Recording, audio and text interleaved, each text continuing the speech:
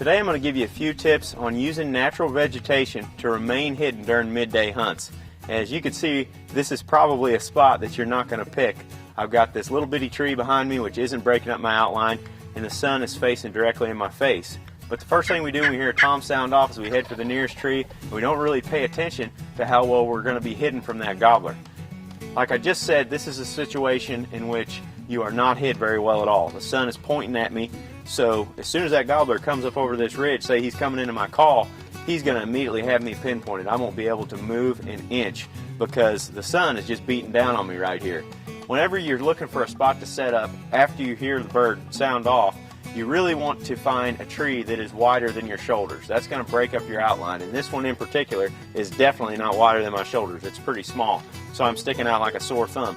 But the second biggest thing is finding shade. Whenever the sun is in the sky like this, one side of the tree is going to be really well lit, like you can see here, and the other side is going to be in the shade. Whenever you're in that dark spot of the tree or in the shade of some brush or whatever it may be, you're going to remain hidden. Your movements are going to be harder to pick up from that gobbler as he's coming in. And on a lot of these midday sits, you may have to sit for several hours at a time, not knowing when or where a bird can show up.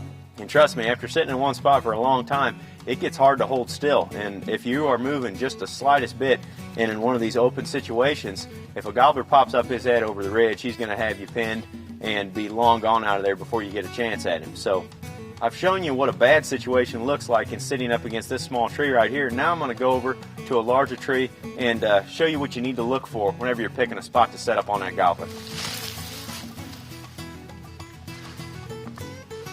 As you can see, I've moved over to another location, and I'm much more hidden in this spot than I was at that previous tree. This particular tree that I'm sitting up against is wider than my shoulders, so it's breaking up my outline behind me.